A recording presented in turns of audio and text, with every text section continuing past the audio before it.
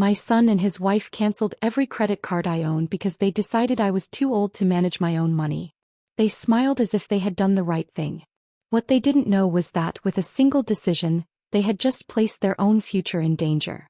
I sat quietly in the bank manager's office, 2 useless credit cards resting in my hands.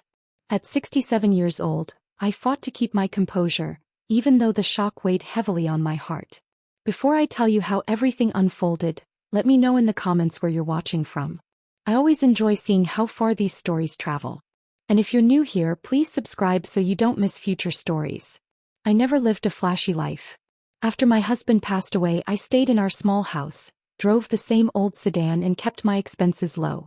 I didn't need expensive things to feel secure. A peaceful routine was enough for me. My son Holden and his wife Paige saw my quiet lifestyle very differently. They believed my careful spending, simple habits, and unwillingness to discuss my finances meant I was no longer capable of handling my own affairs. Instead of sitting down and asking me what was really going on, they spent months talking to each other and slowly convinced themselves they were making the responsible choice. Without my knowledge or permission, they contacted my bank and requested that my personal spending accounts be frozen, claiming they were acting for my own protection. By the time I learned what they had done, every card in my wallet had already been cancelled. As I looked down at those pieces of plastic, I realized the greatest loss wasn't access to my money. It was discovering that the people I loved had stopped trusting my judgment. They believed they were saving me from making mistakes. They had no idea they had just made the biggest mistake of their own lives. Only a few hours earlier, I had stopped at my neighborhood grocery store to pick up a few basic items. It was an ordinary trip until I reached the checkout. I inserted my credit card into the payment terminal and waited for the approval. Instead, the cashier looked at the screen, apologized politely, and told me the transaction had been declined. Certain it was a temporary error, I tried another card.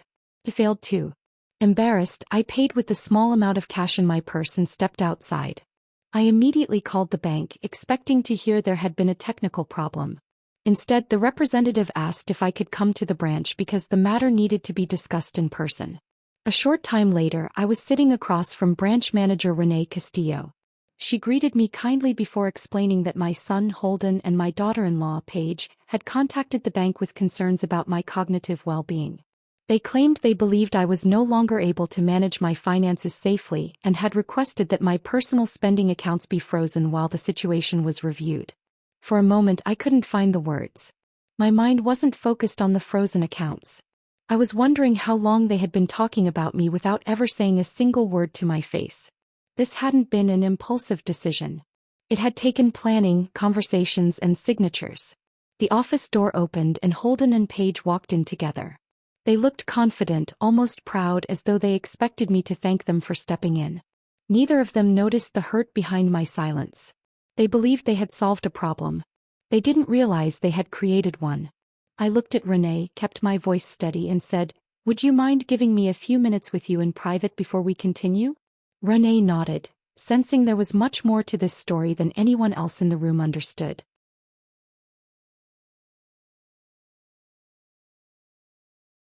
Renee led me into a smaller office away from the main lobby and quietly closed the door behind us. She looked at me with concern before asking if there was anything she needed to know. I took a slow breath and nodded. "There is one account you haven't looked at yet," I said calmly. "Please open the Ellery Family Trust." Her fingers moved across the keyboard. Within seconds, a different account appeared on her screen. As she reviewed the records, her expression slowly changed from professional curiosity to complete surprise. She looked back at me, then at the monitor, making sure she was reading everything correctly. "I wasn't aware this trust existed," she admitted. "Neither were Holden and Paige," I replied.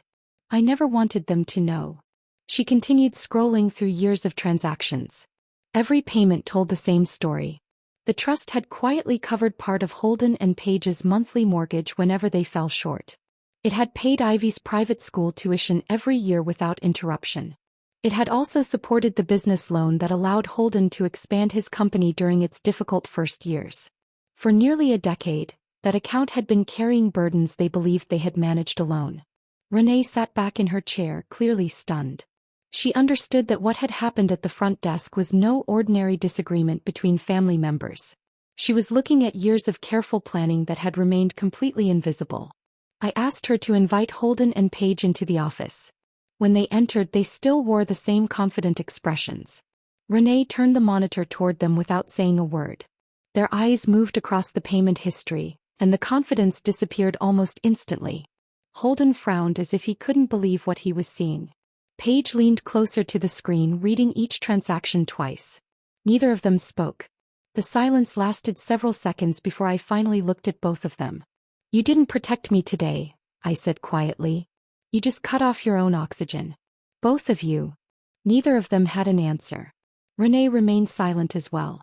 She had witnessed plenty of difficult conversations during her banking career, but nothing like this. What had begun as a routine account freeze had uncovered a hidden truth that changed the entire story in a matter of minutes.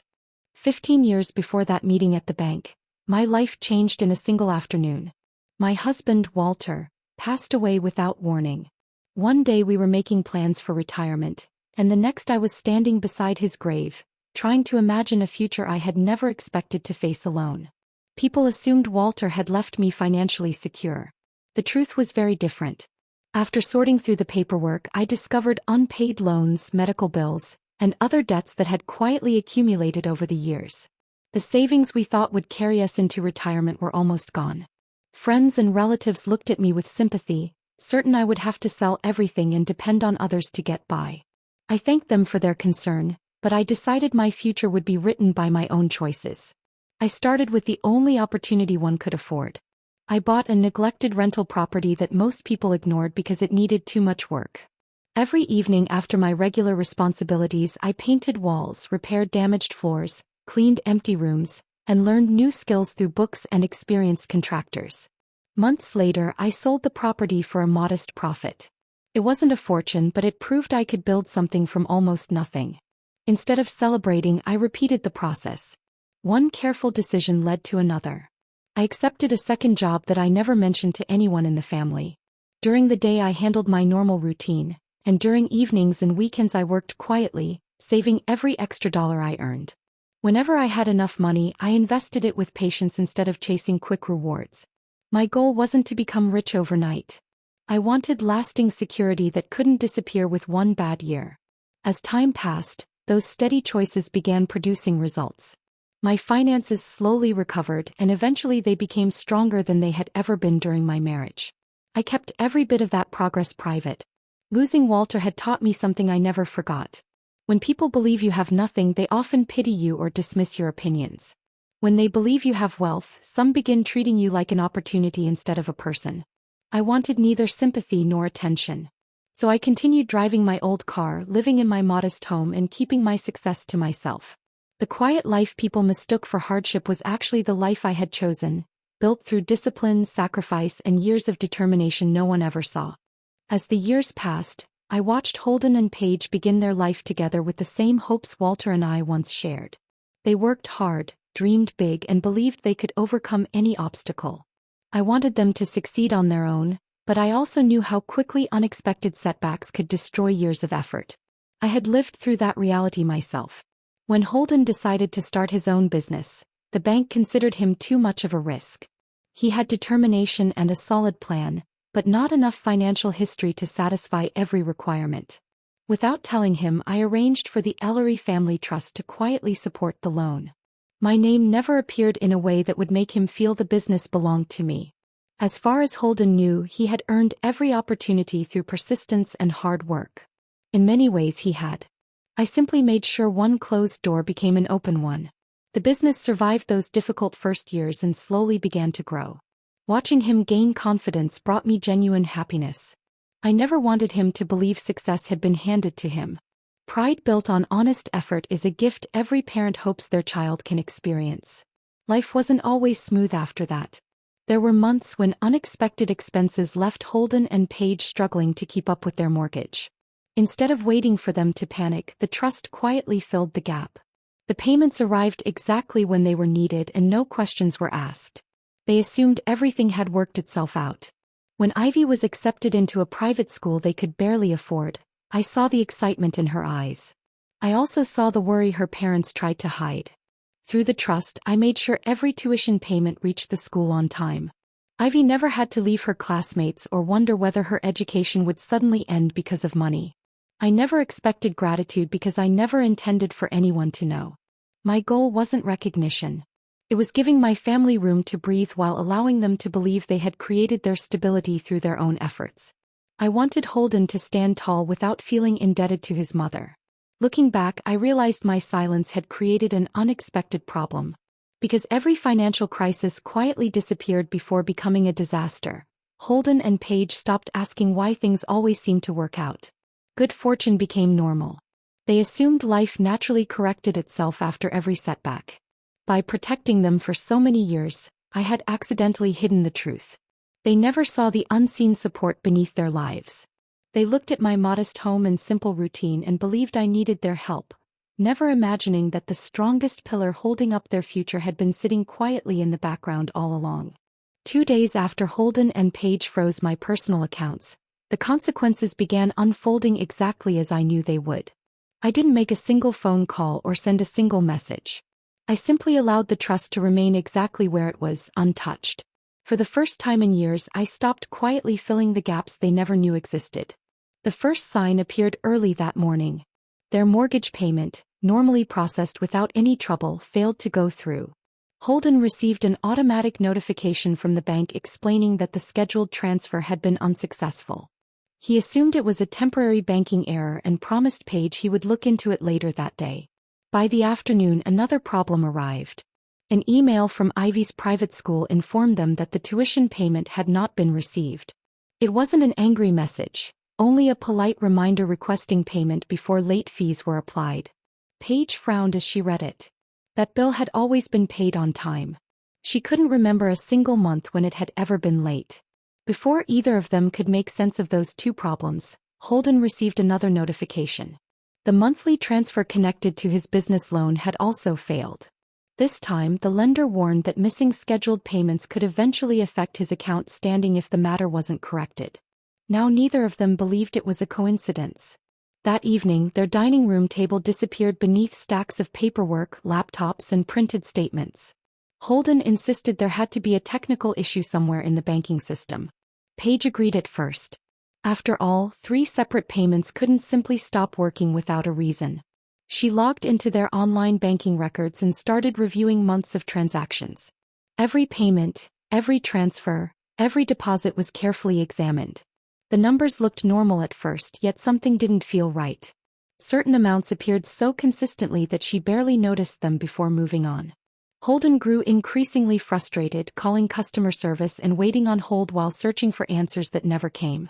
The representatives could only confirm that the expected funds had not arrived. They couldn't explain why. Meanwhile, Paige continued scrolling through old statements, determined to find the missing piece. She assumed there had to be a clerical mistake or a hidden banking glitch causing everything to unravel at once. She had no reason to suspect the truth. The problem wasn't inside the bank's computer system. It wasn't an accounting error or a delayed transfer. The change had begun the moment they decided to take control of my finances without asking me a single question. They believed they had protected me from making poor decisions. They still had no idea that the quiet support holding together their mortgage, Ivy's education, and Holden's business had never been a mysterious financial miracle. It had been me all along. Late that evening, Paige refused to give up. While Holden paced around the living room, making one unsuccessful phone call after another, she continued sorting through years of financial records. She opened old statements they hadn't looked at in years, comparing deposits, transfers, and payment dates one by one. The longer she searched, the more one unfamiliar name kept appearing. It was the Ellery Family Trust. At first, she assumed it was connected to some forgotten paperwork or a routine banking service. But as she kept reading, the same name appeared again and again across nearly 10 years of records. The timing caught her attention. Whenever their finances became strained, a transfer connected to that trust seemed to arrive before a payment was due. She stopped scrolling and stared at the screen. The mortgage shortages, the tuition payments, the business loan transfers. Every difficult season seemed to have been quietly supported by the same source.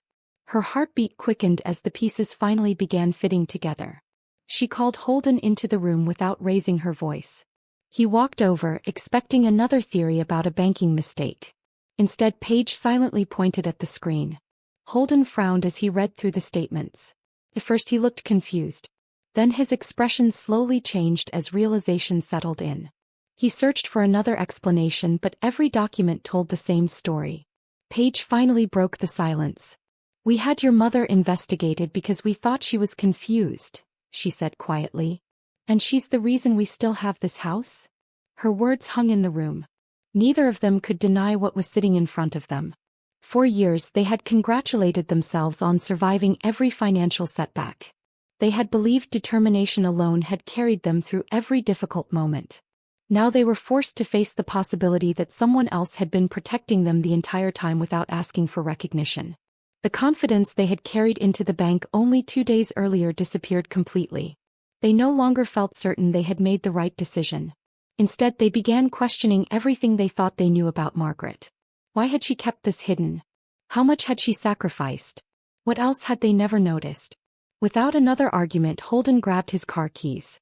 Paige quietly gathered the statements and placed them in a folder. Neither of them cared about proving themselves right anymore. As they drove toward my house, the silence inside the car felt heavier than any conversation. They weren't coming to defend their actions or explain their choices. For the first time, they were coming with uncertainty, carrying the uncomfortable realization that they might have misunderstood me for years. When Holden and Paige arrived at my house, neither of them hurried to the front door. They sat in the driveway for several minutes before finally getting out of the car. The confidence they had shown at the bank was gone. They knocked softly, and when I opened the door, neither of them tried to explain themselves right away. I invited them inside. We sat around the small kitchen table where Holden had eaten countless meals as a child. For the first time in a long while, no one interrupted me, corrected me, or assumed they already knew what I was going to say. They simply listened. "I never wanted you to feel responsible for me," I began. "I spent years making sure you could build your own life without carrying the burdens your father and I faced." I told them about the years after Walter died. I explained how every extra dollar mattered, how I worked long hours, repaired houses with my own hands, and invested carefully instead of spending freely. I reminded them that I had never chosen a simple life because I couldn't afford anything better. I chose it because I understood how quickly comfort could disappear. I smiled gently as I looked around my modest home. "The old car outside still runs," I said. "This house keeps me warm. I never needed more than that." Then I shared the things they had never noticed. While other people planned expensive vacations, I stayed home because I preferred adding money to the trust. When my winter coat became worn, I repaired it instead of replacing it. I wore the same comfortable clothes for years because there was nothing wrong with them. None of those choices felt like sacrifices to me. They were simply the price of creating security for the people I loved. Holden lowered his eyes. Paige quietly wiped away tears. "I wasn't trying to hide from you," I continued. "I was trying to protect your confidence. I wanted you to believe in yourselves, not depend on me." The room fell silent again. What hurt me most wasn't the frozen accounts. It was realizing they had looked at my modest lifestyle and mistaken discipline for weakness. They saw an older woman living simply and assumed she could no longer make sound decisions. Not once did they stop to ask why everything in their lives always seemed to work out whenever times became difficult. Their mistake hadn't come from cruelty. It came from carelessness. They accepted every unexpected blessing without wondering where it came from. In doing so, they overlooked the quiet effort that had supported them for years. That realization weighed far heavier than anything I could have said in anger. After Holden and Paige left that evening, I sat alone for a long time, thinking about everything that had happened. Part of me wanted to fix the situation immediately, just as I had done so many times before. It would have been easy to restore every payment, erase every problem, and allow life to return to normal by morning.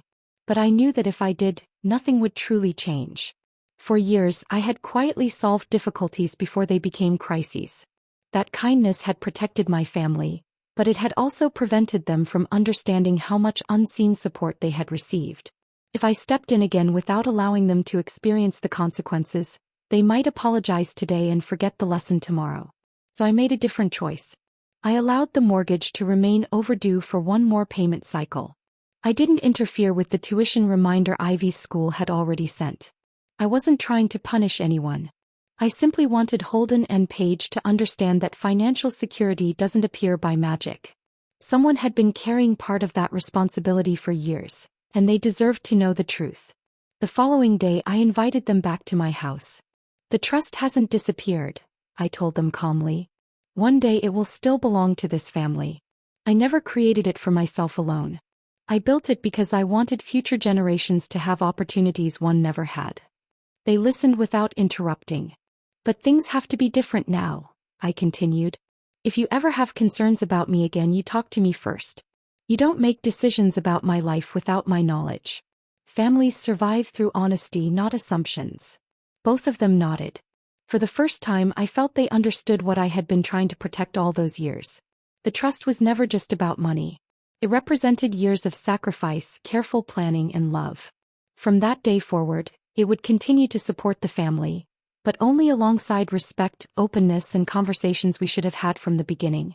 Several weeks passed before life began to feel normal again. This time the changes weren't caused by money. They came from the way we treated one another. Holden and Paige stopped assuming they knew what was best for me. Instead, they started asking questions, listening carefully, and respecting my answers. One afternoon they came to my house carrying notebooks instead of opinions. They asked me to explain how the trust had been created, why I had kept it private, and what I hoped it would become in the future. 4 hours we sat around my kitchen table reviewing documents, discussing investments, and talking openly about decisions that had remained hidden for years. It wasn't a meeting about dollars or property. It was a conversation built on honesty. For the first time in a long while, I felt they saw me as a capable woman with experience rather than someone who needed to be managed. After those conversations, I contacted the bank and arranged to restore my own spending accounts. I handled every detail myself because they were my accounts, and that responsibility belonged to me. Holden and Paige never tried to take over. They stood beside me, offering support only when I asked for it. A few days later, we returned to the same bank branch together. I found myself sitting in the very office where this painful chapter had begun. The difference was impossible to miss. Instead of making decisions for me, Holden and Paige sat quietly beside me, listening while I spoke directly with Renee. Every question was addressed to me first, and every answer came from me. As we walked out of the bank, I realized something valuable had been restored. It wasn't just my credit cards or my financial independence. It was the respect that every parent hopes to receive from the children they spent a lifetime protecting. They thought they were protecting a helpless old woman. They never imagined they'd been standing on her shoulders the whole time.